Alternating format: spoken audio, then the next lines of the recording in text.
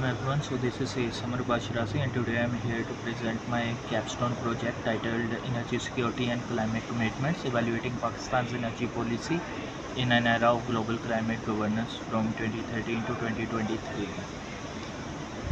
So to understand the driving force behind this study, let us look at the introduction first of all, which I have broken down into four key pillars as you can see in the slides as well.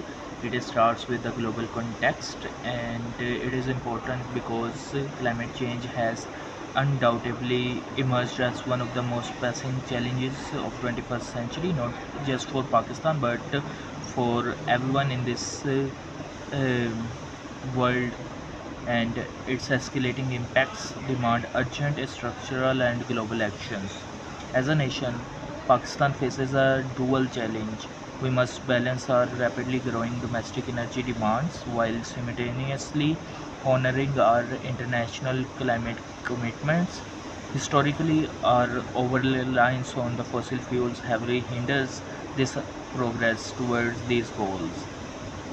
This study specifically evaluates how well Pakistan's energy policies formulated between 2013 to 2023 aligns with the global governance frameworks like UNFCCC, Kyoto Protocol and Paris Agreement. In doing so, it identifies critical execution gaps and provides actionable recommendations for a sustainable energy transition.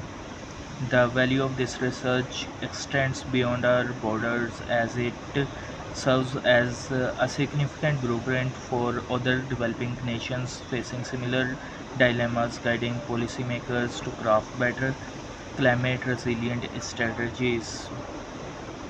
So, with that, let's come down towards the problem statement, which kept me thinking about this study. So,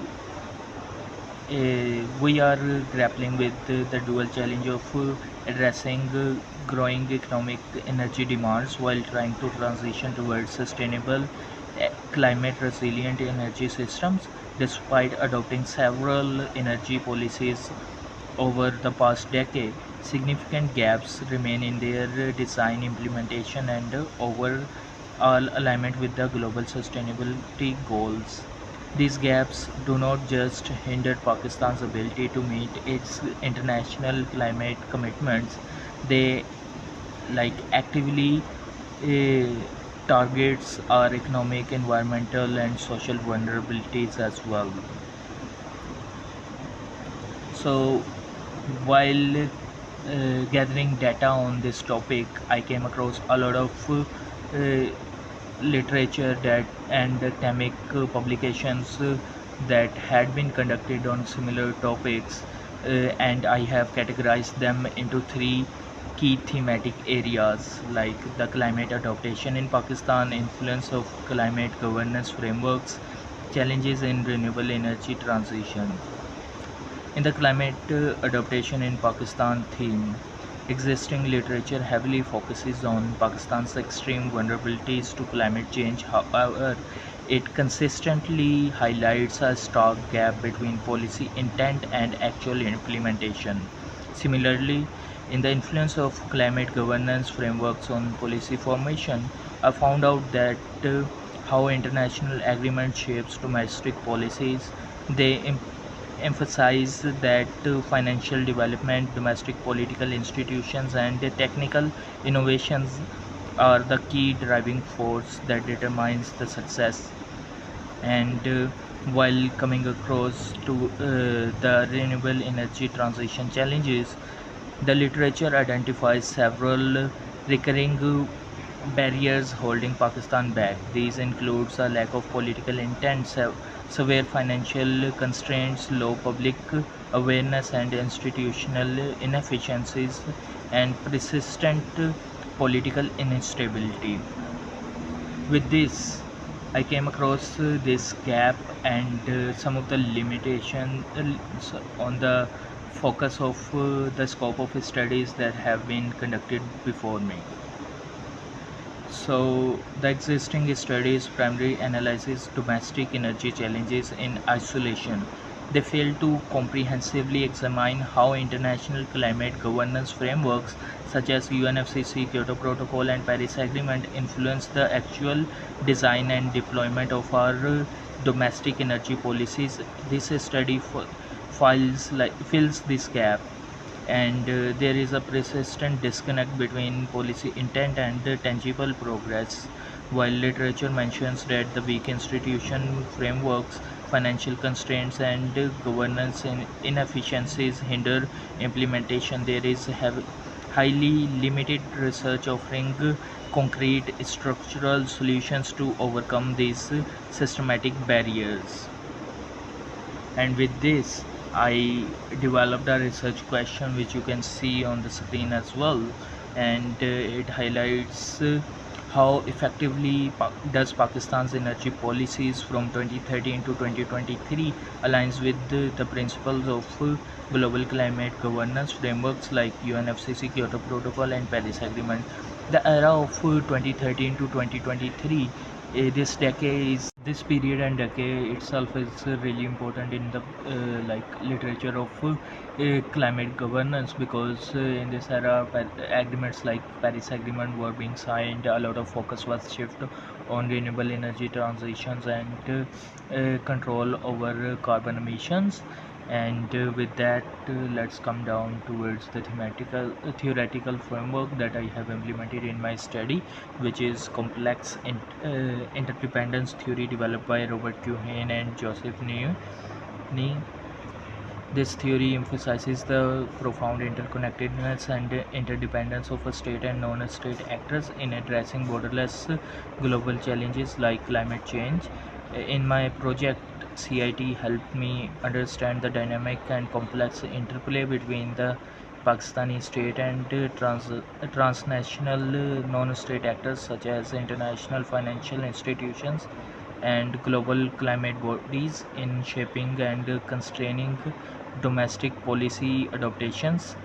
And with that, coming down towards the methodology and the approach that I have took in this study, and as you can see, I have broken down it to four areas as well. First of all, I have used the policy analysis. I have conducted a detailed comprehensive review of Pakistan's key energy policy documents enacted between 2013 to 2023 to assess their literal and structural alignment with the global climate governance frameworks. And I have utilized thematic coding to systematically analyze the policy text. This involves categorizing data against the core principles of the UNFCCC, Kyoto Protocol, and Paris Agreement. My data was gathered from primary policy documents, official international agreements, and formal reports from global organizations, supplemented by peer-reviewed academic literature and relevant empirical case studies on renewable energy. And in the last, to ensure validity, robustness, and academic rigor, I have employed triangulation, cross-referencing multiple data sources to validate my analytical findings. Now, coming towards the main thing, the analysis and finding. Provided structure to this section, I have categorized the outcomes of my qualitative policy analysis into four distinct areas, one of which is rhetorical alignment versus the operational realities. To analyze the analysis actually reveals that while Pakistan's newer policies like the alternative renewable energy policy of 2020 shows excellent rhetorical alignment with the Paris Agreement targets, and severe implementation gaps remain due to the legacy dependencies like the fossil fuel, the CPEC, and the coal dilemma. A major finding is that the structural friction between the global decarbonization commitments and the domestic energy security initiatives. While the global frameworks push for the phase out of fossil fuels, Pakistan's immediate energy security needs led to heavy investments in the domestic Thar coal and CPEC thermal projects to stabilize the grid. Moving on, as you can see that I have also highlighted the institutional fragmentations, and the thematic coding actually highlighted that the lack of coordination between the federal bodies like the Ministry of Energy and provincial departments create a governance vacuum, directly slowing down renewable energy deployments. And in the last, the most well-known issue that I have noticed, and most of the people do notice, is circular debt. And the financially, that transition is heavily constrained. The energy sector's mounting circular debt chokes off the capital required to upgrade our transitions and grids. So it is one of the biggest problem that Pakistan faces every year. So, to conclude my presentation, I want to propose concrete actionable pathways to bridge these gaps based on the vulnerabilities identified in the study. I recommend four pillars and strategic interventions.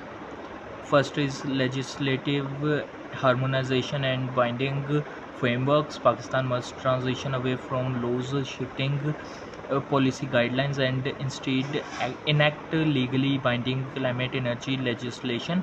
By codifying renewable energy targets into federal law, we can protect green transitions from political instability and ensure continuity across changing administrations. Then, to resolve institutional inefficiencies, we must establish a centralized high level climate energy authority. This body will serve to streamline the approvals, targets, and regulatory mechanisms between federal entities and provincial departments, eliminating bureaucratic friction and accelerating project execution. We cannot transition to green energy on an absolute grid. So for that, a significant portion of national development funds alongside international technical support must be diverted towards modernizing our transmission infrastructure as well. And finally, applying complex interdependence theory, Pakistan must shift its reliance from traditional bilateral debt towards global climate governance mechanisms. We need to actively, aggressively tap into the Green Climate Fund, just energy transition partnerships, and international carbon markets. Securing a non-debt climate finance is the only sustainable way to fund our transition without worsening our macroeconomic vulnerabilities. So these were some of the recommendations that I have mentioned in the presentation due to lack of time. But for more detail, you can go and read the study that I have conducted. The document is attached with this link, and after reading that document, you will be able to understand things in a more better and detailed way, because in this presentation I have highlighted only the thematic understandings of the study, while the full step-by-step processes are mentioned in the official original document that I have created. So thank you for your time and energy.